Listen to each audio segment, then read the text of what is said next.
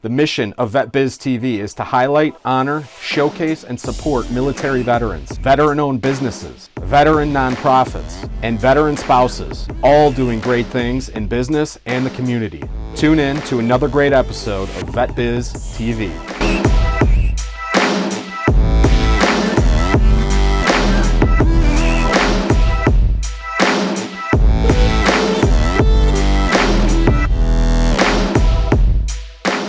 This episode is brought to you by 3UP Metalworks, your custom metal fabricating specialist. Visit 3upmetalworks.com. Today's guest is Dan Buttery, the president and CEO of the War Memorial, located on the lake near Veterans Park in Milwaukee, Wisconsin. Dan is a Wisconsin native and was a captain in the U.S. Army as an engineer officer. Thanks for joining us today, Dan. Thanks, Brian. Yeah. Always a pleasure. What is the War Memorial, and what's the mission of the organization here? 65 years young this year. In fact, they filed the paperwork to structure the nonprofit October 14th, 1944. And so at the depths of World War II. And they wanted to they didn't know what it was going to be at that time. They just wanted a memorial because not only this immediate community, but the nation, the world, was losing so many of our young men and women in war, and they wanted to put together a unique organization that, and this kind of evolves over time. It wasn't to be just and I'm not minimizing other memorials. You have an obelisk with names and such. They really want it to be a living, breathing place where you can not only honor our fallen, but also serve the living, and that's our mission. It's honor the dead, serve the living. And so when they built this, it incorporates art because you took the Milwaukee, there was the museum prior to being here on the lakefront with the War Memorial, and that was brought in here. You have offices on the upper level, 3rd and 4th floor, where veteran organizations come and they conduct business. You can remember in the 1940s, and by the time they build this in 57, it opens to the community Veterans Day, 1957. I mean, you have some posts, VFW posts, Legion posts, but they were really looking for a central point to meet and gather. And then you have a large meeting room where we're in right now, and this was intended, and there's photos from the original years of the community coming here. You've had political rallies, everything that was touching the community. And it was the largest fundraising effort in this city, in the county, largest dollars raised at the time, and again, they were honoring their fallen who didn't come home. Of course, you have Korea in there by the time they open it, so you really have the two major wars of World War II and Korea, and then of course since it's you get Vietnam, all the Cold War, and then the stuff in the desert and the War on Terror. Sure. So yeah. So there's an architectural significance to this building as well. Can you explain? Big time. Eero Saarinen, originally born in Finland, his father was an architect as well, and in fact, his dad received the commission to build this, design it, and he dies in 1950 or 49-50, and then Eero takes over the commission. Eero himself, Saarinen, is when I say veteran of World War II, he served in the OSS, so it wasn't the uniformed services like the Army, Navy, Marines, but he held the position of a director at the level where he was running a number of programs for the OSS throughout World War II to help our nation in coordination. So his brilliance is human interaction with their space, their environment, and so he took all that into account while he was designing this. He is world-renowned. He dies very young. In fact, only a few years after this building opens, he dies in 1961 at the age of 51. His name would have been bigger than most any other architect, because in that short time where he was after the OSS, he goes into his own practice.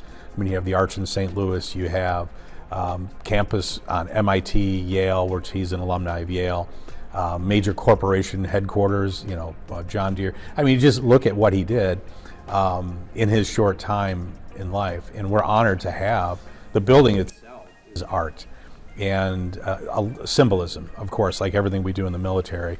So the veterans who are on the 3rd and 4th floor, as I explained, and then you have the art in the lower basin of the pedestal. And the concept that he was doing was, we go to war not just for war and conflict, but it's to defend what we have back home. And so it's overwatch of our freedom of speech and our freedom of expression.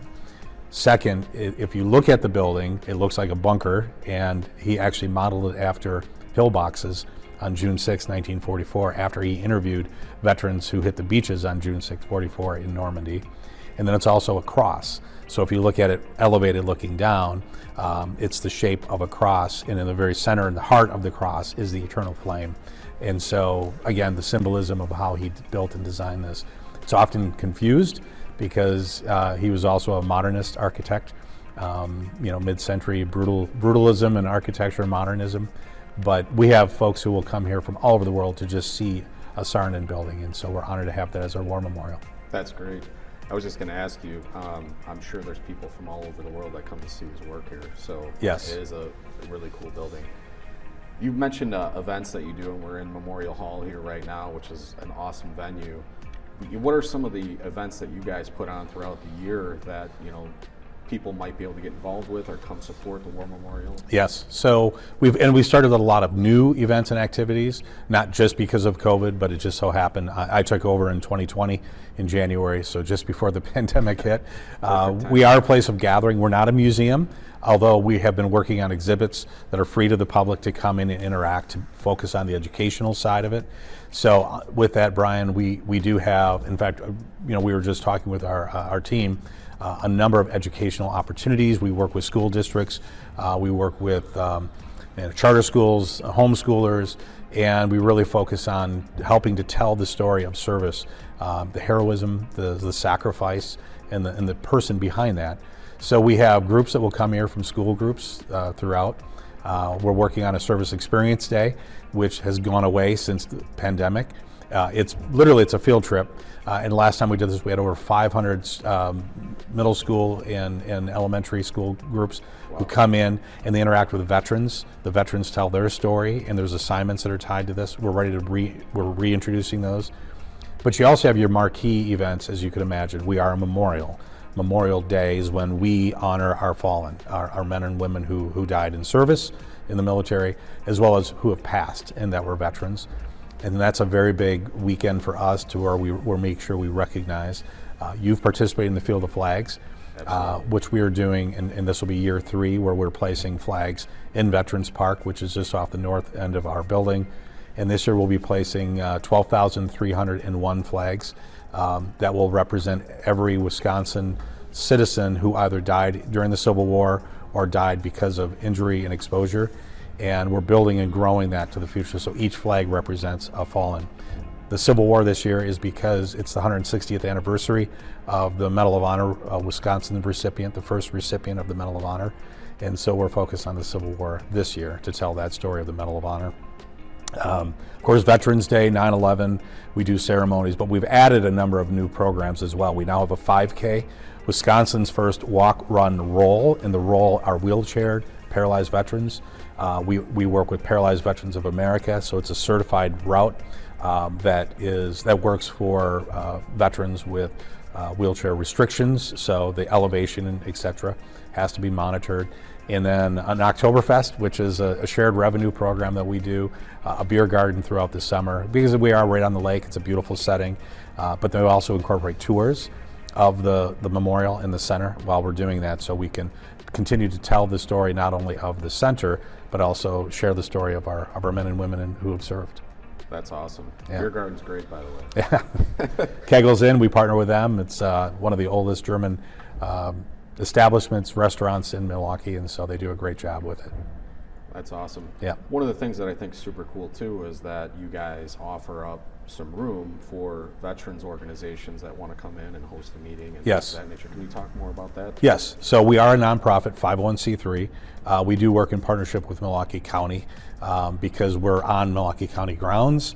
And so in our charter, in our mission, if you are a veteran organization and a nonprofit, if you want to conduct business here, we do that at no cost. Of course, we give you this beautiful office space to do that. We also compensate the parking, so it's available. If there's events like fundraisers, of course, there's there's price points to that, but it's a much reduced price point. It is literally one of the most beautiful settings in the region. I mean, we're right on Lake Michigan, and it's easy to get here because you're right off of the interstates, you're right off of 794. Brand new parking structure, parking lot that we built, green infrastructure, so you have the outside and inside setting. And and I mean, every month we have upwards of 9 different veteran service organizations that host their meetings here, and we support that with our staff. So we set up, we make sure everything can accommodate. COVID again was a bit of a challenge, so the smaller room spaces weren't being used as much. So we were able to use Memorial Hall, where you had a lot more of the safety setbacks and setting. But we're back to full meetings in our boardroom and other rooms, and then rental, as we said. This is the home of USO Wisconsin, Paralyzed Veterans of America Wisconsin, Military Officers Association of America, Southeastern Chapter, and then the National Association of Minority Veterans have now moved their offices to our facility. And if you want to get married here, weddings, again, we're a private nonprofit, so we have to get creative with our revenue streams. We have a beautiful setting here. In fact, Memorial Hall tends to be the reception room or the reception hall.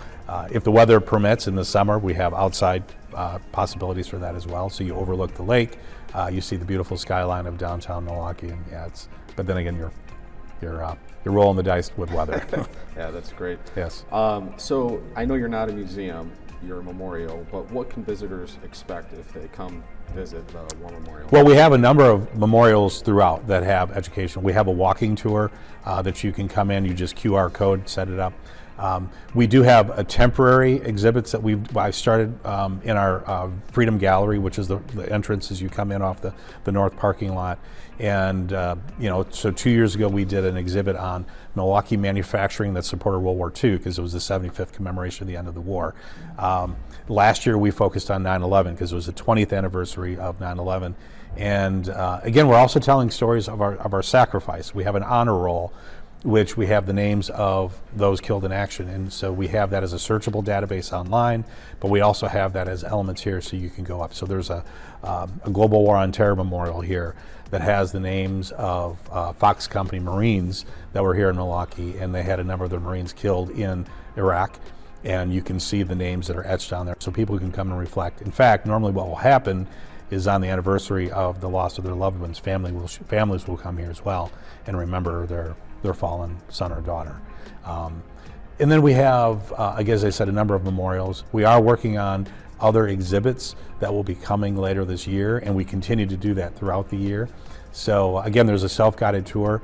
There are a number of statues that we have here, so you can learn a little bit more. You have Abraham Lincoln, you have General MacArthur, and then also we're working on some soon to arrive exhibits that are going to be pretty impressive.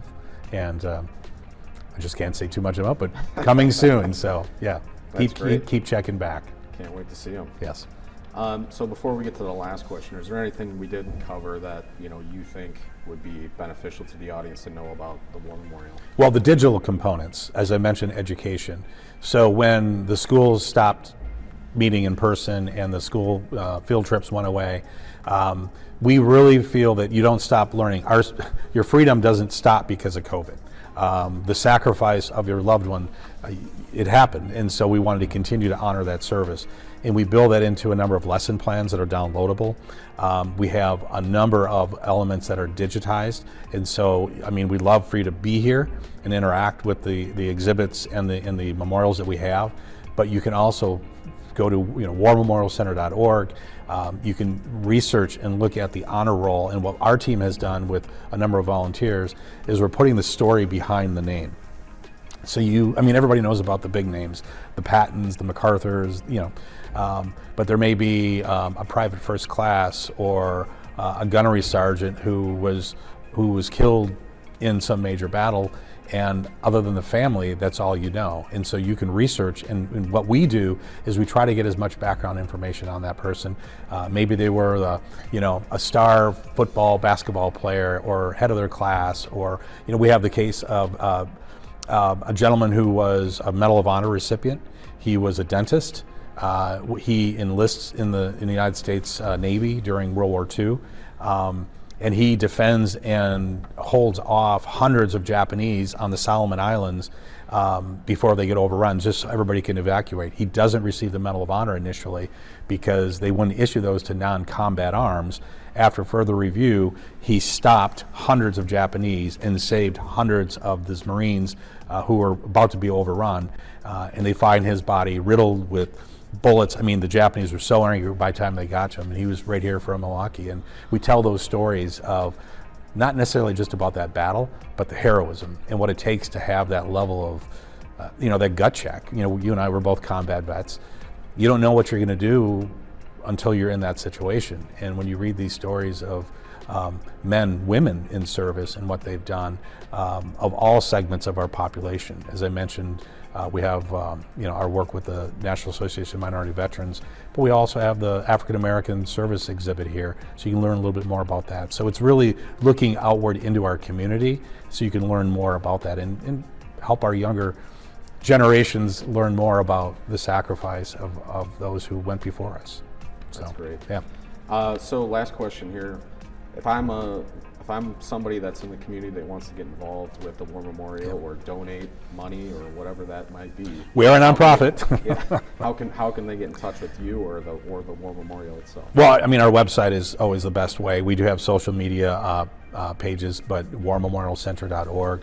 Go to our events page. We have a volunteer sign-up page as well. We've automated as much as we can. I would have gone that way anyhow. It's just it's what we need to do. But COVID definitely drove us in that direction. And so all these activities that are going to be coming up, we need volunteers to fill the flags. We're going to need hundreds of volunteers to place 12,000 flags. And you can go there, look at available times, register your team, your organization, and then reach out to us if there's any question. Of course, contact information is on the website too if they want to learn a little bit more. But I mean, we do grants, we do grant funding requests, individual donations. But I think it's most important to have folks come down and interact and experience what's happening here. And even those in our military community, veteran community, who are here in Milwaukee, who grew up here, when they find out all the new things that we've implemented, they've come back and said, I'm blown away. And so, just keep coming back and sign up to get our newsletter as well, because then we can just send you updates on a monthly basis. We don't over communicate. This was great, Dan. Thanks for your time today. And if you haven't seen the War Memorial or been down here before, please come check it out and get involved somehow, some way.